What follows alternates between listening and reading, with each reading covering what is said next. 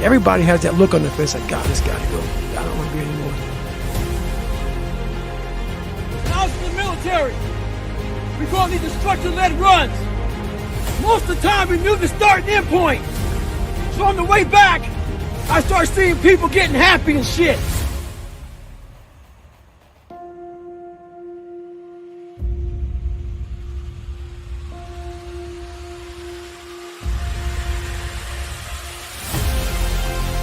Because the end was near. But there were some asshole instructors that would hear the happiness and go right on past the end point. When that happened, everybody stopped talking. Heads would stop dropping. And I started taking fucking souls. At that time, I knew what happened in their mind. They were living off the hope factor. They hoped the instructors would stop running. They hoped the water was never cold. They hoped the weather was fucking good. I don't live off that hope shit. I wish the water was cold. I wish them motherfucking instructors keep on fucking running. I wish for fucking rain. When the ending is unknown and the distance is unknown, that's when you know who the fuck you are. Stay hard.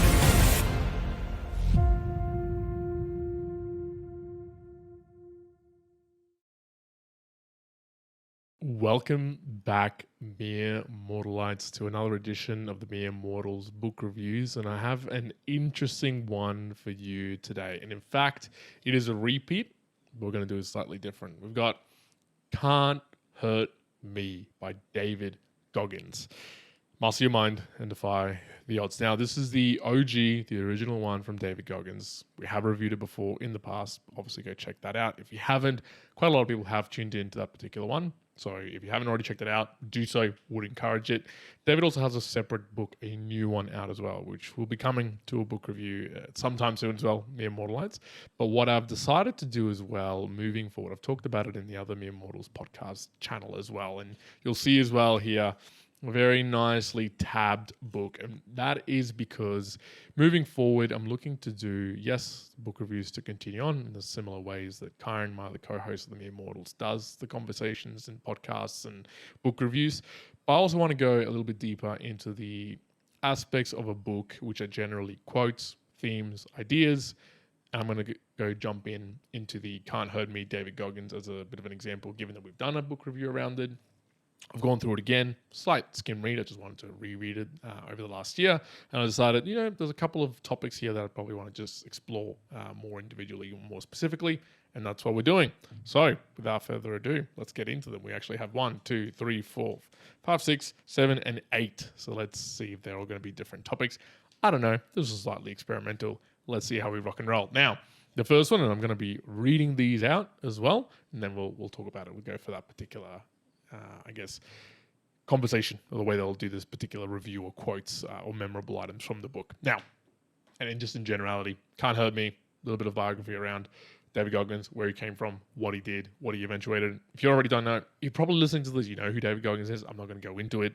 Go and check out the book review. Go and check out other things if you want to see who David Goggins is. But some of his thoughts. First one, and I write this down as the accountability mirror. So something that's quite big within this book. He doesn't often talk about it too much these days. However, you can extrapolate that that's something that he would do. So let's play along with this. So we're on page 56. The ritual was simple. I'd shave my face and scalp every night. Get loud and get real. I set goals, wrote them on post-it notes, and tagged them to what I now call the accountability mirror. Because each day I'd hold myself accountable to the goals that I'd set. And in another section, I wasn't fluffy. I was raw because that was the only way to get myself right. So this concept of the accountability mirror, I really, really enjoyed it, at least reading it. I obviously quoted out, specifically wrote it. In fact, I did the where do you sit in this, Mere Mortalites? I wrote on the actual book, and I actually continued to do that for a while. So if you hate that, give me some hate. Let me know about it. But from an accountability mirror perspective, I found myself going, you know what? That is a fantastic idea, theme, whichever way you approach it. I've sort of not done that in the way of a mirror, but I've done that in my daily journaling or daily reflection, and really being, as sort of David calls it out, not being fluffy, you're being raw, to be quite specific on how to get yourself right. And it's the accountability mirror. Applying this to everyday mere mortal lights. I went or thought, it's the potential of how can I do something where I'm being really honest with yourself? Because let's face it, we're not always that honest. Even today, there was a conversation that I had with my partner, and I found myself slightly adjusting the ruler on the who's to blame, where's the truth lie. And in the end, it was so I could feel better internally about myself and some of the way there was conversation. Reflecting back on it, even just 5 minutes later, accountability wise, it was, damn, probably shouldn't have slid that ruler all the way that far. In the end, did it make a difference in the conversation that we had? Not particularly. However, it's in the minute moments of that sum up. And then obviously at the end, as a whole, you see the big mistakes or issues that might cause. But specifically, I like the theme of the accountability mirror. If you don't already have something like that, I think finding whichever way that you can is really fundamentally good. Post-it notes for me, like again, I've got some post-it notes here. There's no way that me writing up somewhere would really work. My day-to-day is pretty varied. It doesn't really have that much of a routine apart from some cool concepts, but not the exactness of it. So I'm probably not in front of the same mirror. Probably not going to work. But finding, for me at least, a digital version of that worked wonders. The second one that I've got noted down here is a piece about the dark and it being lazy. So let's see. They say there's always light at the end of the tunnel, but not once your eyes adjust to the darkness. And another point, he says, just another zombie selling his time on Earth, going through the motions. Now, that was a pretty big quote that I was reading there through. In a more honest view, when people are down, there's particular pieces of whether it's depression, it's a downtime, it's a sad time. And you'll have some, I'm not going to call it toxic positivity, but just generalized positivity, aka, hey, there's always light at the end of the tunnel. And as David calls out, sometimes once your eyes, they say there's always light at the end of the tunnel, but not once your eyes adjust to the darkness. Yes, once you get yourself to a position where you just accept it, aka, well, I'm in the dumps. In David's position, he was overweight. He was working a dead-end job. He wasn't making ends meet. I believe at that point he was a dad and he just didn't feel like he was doing the things that he should be doing. Now, you can, and there's probably plenty of people out there that just settle. They settle in the case of, okay, well, I am overweight. I can't do this. I'm not in the right job. And I'm not going to do it. I'm just going to adjust to the darkness, make this my baseline, not care that there's an improvement or really want to find a light at the end of the tunnel. Now, that doesn't have to eventuate to, taking one's self as aka death or something else equivalently. It doesn't have to mean that, going to harm other people, but it is just a stagnation, I guess, expectation that can happen. And again, applying it to me or other mere mortal, it doesn't have to be super dark or how deep or dark, I guess, David Goggins got in some of his positions. It can be more, is the aspects where maybe the darkness that you're in, where you might be expecting that, or people might say, hey, well, don't worry about it. The light at the end of the tunnel is going to be a lot better. But do you stagnate? Do you find yourself being in a position where, I'm okay. I'm just that zombie living through life, selling his time on Earth, going through the motions. Might not be on all the places, but sometimes when I reflect back on the work that I've done, definitely not on the Mere Mortals podcast, I just enjoy it. This is joyful. I do it for myself. If someone gets a benefit out of it or enjoyment, fantastic. All power to it. I love that. Tell me about it. But there's been other jobs in the past where I used to be an engineer. There was definitely days that I went in as an engineer to do the 14th update of the structural steel that needs to go into this apartment building. And it definitely felt like I was really directly selling my time on Earth for some money. And it was shit money at that time too. So be cognizant of where you might be doing those things and just feeling stagnant and not even caring for the fact of light at the end of the tunnel and just staying in the tunnel in that darkness. Darkness can be quite different for everyone as well. The next one I've got, it's the battle of the mind. This was war, all right, but it wouldn't be fought on some foreign shore. This one, like most battles we fight in life, would be won or lost in our own minds. And look, yes, it's a good call out. The battle of the minds. Just about everything we do is largely an internal battle. There's going to be external battles that you either can't control or they're just purely external. Fine, get in. I'm talking about those. But it made me open my mind to just stop on that particular sentence on, man, there's just so many battles that even when we think they are external in some way, shape, or form, they're an internal battle. Again, I was having a conversation with a friend not too long ago about this, on people reacting in certain ways or doing something that makes you upset. Now, the potential argument that you might be getting into, or that you want to, or the way that you want to respond, there is this feeling where, hey, they've wronged me. They've done the wrong thing in the ways that they've addressed me. I need to retaliate in some form. I need to give them the bad shoulder, give them a negative sentiment, whatever the case may be. The battle isn't so much with the other person, the external factor that's coming at you.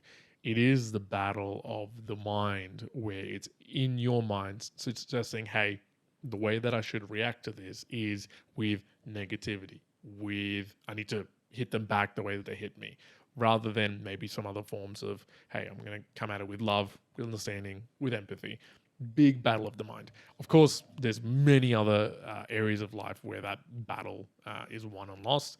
Again, for me, physically, and I don't believe specifically, there's a lot of, let me backtrack. There's a lot of perspectives here where it's, in the physical nature / mental nature. And for me, I saw this battle of the mind between general gym going, battle of the mind. I win that every time. Even when I'm tired, no sleep, no food, whatever, man, I'll get in there and do some squats. I'll do it. Running, that's an altogether different business. Battle of the mind, I lose in that heavily, often. So you also have to understand, where are the places where, we're always having a battle of the mind? Where are those battles in life where, we're maybe more often losing, and we probably should investigate as to what? Is it worth even looking into with some of them? Is it fun? Is it enjoyable? But I thought it was an interesting quote.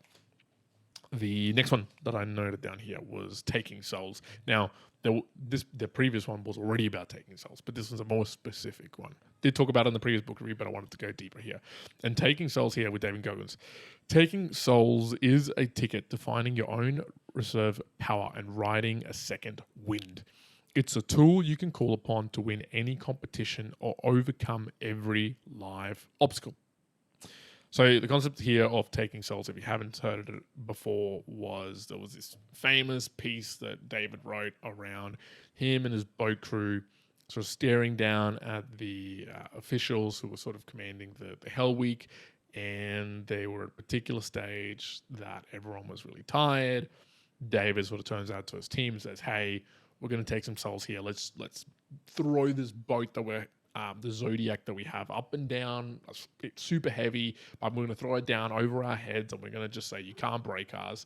Now, in doing all of that, they essentially took the souls of the people who were officiating and looking after them and having to get them through Hell Week in the holy crap, we can't break them. That taking souls mentality, though, of course, there are some extremities to it. Depends where you take it. I found myself doing this in my first initial, after I read this the first time with a lot of my runs, there was this slight mentality of, okay, I'm going to do that I'm going to be on the treadmill. And if someone's next to me, I'm not getting off this treadmill until this other person gets off. There can be that perspective. And honestly, there's some negative connotations, power that you can draw from taking souls. I don't see taking souls as generally what maybe most people would go, hey, that's some positive energy. And by positive, I mean maybe out of love, out of care. No, generally with taking souls, I guess my mind goes to, hey, I'm going to do this because these people told me I couldn't do it, and I'm going to get this done.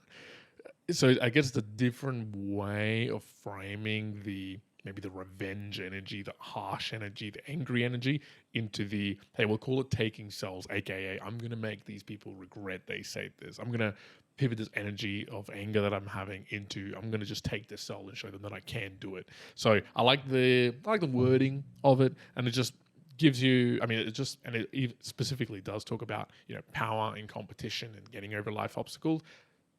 Again, whatever taking souls looks like in your perspective, even if it is with some negative energy, let's just call it, then channeling in maybe the right way. And I just like the concept of taking souls because it makes it maybe actionable at the very least. And for us, effective philosophies in whichever nature they come, we enjoy here at the Mere Mortals. The next note we got down here was When we are comfortable, we can't answer those simple questions that are bound to arise, the heat of battle, because we don't even realize they're coming. And it's the why question. So through this book, there's quite a few references to the why, aka David, why are you doing this? Going through his own mind. Why the hell am I doing this? I'm putting myself through torture. I'm putting myself through X, Y, Z. And it is true that when we're comfortable, right now, I'm in air conditioning. It's 17 degrees. Outside, it's 35, 36 degrees. Right now, if I was really think about it, I'll go, if someone challenged me to do a 10-kilometer run, I'd do it. Why not? Yeah, I'm feeling good right now. Step outside those doors, go for a run or start the run. Maybe 2 kilometers in, that mind game's going to start and go, yeah, no, why am I doing this? I didn't have to do the 10K run. I only did it off a challenge. Is there a lot of reward of it? Maybe not. I should probably stop. So it is in not the comfortable moments. It is in the moments in the heat of battle, in the hard times, in the anxiousness, in the confused, in the fearful, that's when the real answer to the question of why needs to come up, be it in business, relationships, fitness, whatever. Have such a strong why that it can bear anyhow. Viktor Frankl style, right there from Man's Search for Meaning. Next one here, and it's around the 40% rule from David Goggins. Call this the 40% rule. And the reason it's so powerful is that if you follow it, you will unlock your mind to new levels of performance and excellence in sports and in life, and your rewards will run far deeper than mere material success. And this was the concept of when you think you've absolutely pushed it to the limit, you're almost there, retracting that back in a mental state and going, hey, I'm only 40%. I'm only exhausted 40% of my tank, let's just say. Now, an interesting part of this concept is that in business, or at least in work, and more specifically in IT projects, I found for many years, right before I even read this book, that there would be this rule of thumb around when it felt like you were finished, or it felt like you were about to hit the finish line, you were really only around 40 to 50% done with the project, maybe 60%, right? Something to that order of effects in terms of effort, issues, cleaning up things, etc. Now, I'm not saying that it's obviously directly proportional to this putting in the effort, but it was just an interesting linkage that, hey, I also see it in aspects like these numbers where, obviously it's David throwing it out, but it helps you, I guess, mentally, like in the projects as well, if you were to think about it coming in and with an expectation of what's going to get done at this particular date and going, you know what, even though I think that I'm probably only 40, 50, 60% of the way there, it's in a similar mentality of when you feel like, and again, taking the example of that 10K run, if I was at 4.5Ks and I think, man, I'm spent, it is hot out here, I cannot go anymore. It's that extra push of, okay, if I'm thinking that, if I'm getting to that point, whatever that point looks like for you, me and Mortalites, that's probably just 40%. I can push it way beyond. Now, pushing it way beyond could be rhabdo, it could be massive injury, it could be debilitation from doing something else and maybe training for the next day. So it's I'm not saying that this is the best thing you should always do to go push beyond it and not listen to your body. I kind of stem to at least listening to it, but it is an interesting concept to put away the barriers, the guardrails that sometimes we mentally put ourselves before we actually physically exert ourselves to a stoppage. But of course, treat it wisely. The next one here, and again, I'll put down as a bit of a comment on the side here. Is it good or bad? Never enough. We'll see. In one day, I'd lifted the equivalent of 846,030 pounds. This is when David was doing some pull-ups for the world record. Nearly 3 times the weight of the space shuttle. Damn. Cheers spread to laughter as I pulled off my gloves and disappeared into the back room. But much to everyone's surprise, I was not in the mood to celebrate. Does that shock you too? I mean, it shocked me. You know that my refrigerator is never full, and it never will be, because I live a mission-driven life, always on the hunt for the next challenge. That mindset is the reason I broke that record, finished Badwater, became a SEAL, rocked Ranger School, and on down the list. In my mind, I'm that racehorse, always chasing a carrot I'll never catch, forever trying to prove myself to myself. And when you live that way and attain a goal, success feels anticlimactic. Now, is that good or not, me and Mortalites? Because honestly, in reading that, I felt sadness for David. I felt like a lack of joy or the upwards trajectory of being pleased with his success. Now, don't get me wrong, he stated it. That mindset is probably the reason he's a fucking phenom at doing a lot of these things and not giving a shit about what anybody thinks about it. But there are downsides to it. It got me thinking around when people think, hey, I'd really like to be like David Goggins. I'd really like to be like Tony Robbins. I'd really like to be Tim Ferriss. Do you know specifically what that also entails? What's the whole of the person that you need to capture, to act in order to be that? Sometimes you go, man, I wouldn't want that. And reading that in that particular a structure there, I went, David Goggins, externally in some factors, awesome. Big runner, does all these things. And through childhood, through everything that happened to him, became this person.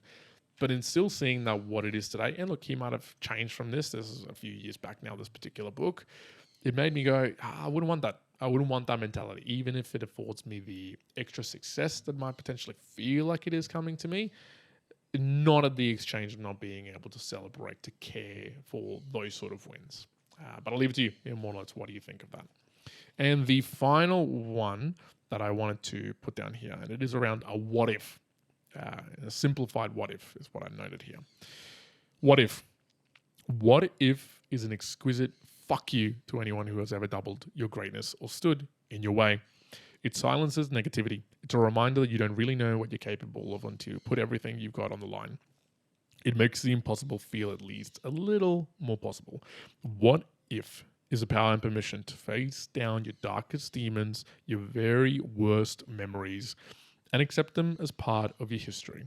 If and when you do that, you will be able to use them as fuel to envision the most audacious, outrageous achievement and go get it.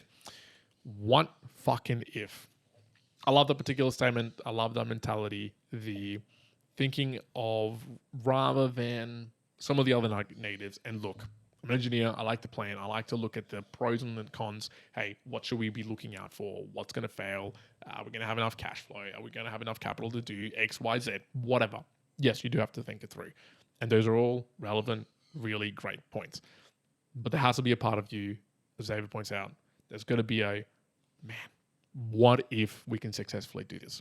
When we started the podcast, me and Karen, there wasn't so much of a what if right at the beginning. It was really, and we've talked about it before, me saying, hey, let's do this. I enjoy listening to podcasts. When you come back from South America, let's freaking do it. Bang, bang, bang. Lots of episodes done. In fact, I went back and checked in some of those videos. I went, wow, man, we've actually improved for a while.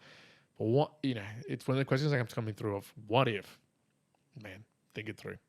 Mere Mortal Knights, I hope you have enjoyed this book review of Can't Hurt Me, specifically the quotes. What do you think about it? If you want to support, send through a comment, value for value. We talk about it, Mere Mortals, podcast.com/support. You can go send through some boostergrams. You can have a look what that is. But for now, I'm going to leave it there. Thank you very much for tuning in. One out.